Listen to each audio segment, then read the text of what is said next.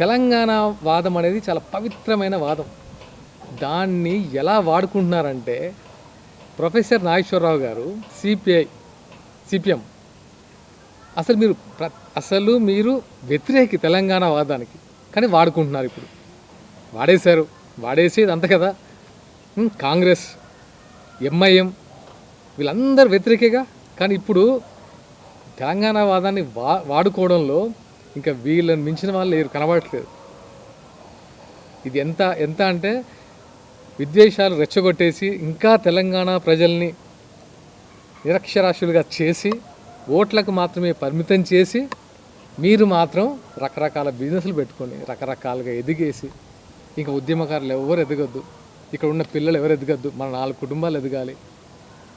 ఇంక తెలంగాణ ప్రజలు ఇవన్నీ చూస్తున్నారు. మాట్లాడలేకపోవచ్చు ఇప్పుడు, కానీ ఓటుతో బలంగా బుద్ధి చెప్తారు. అది గుర్తుపెట్టుకోండి. అలాగే ఎలా ఉంటుందంటే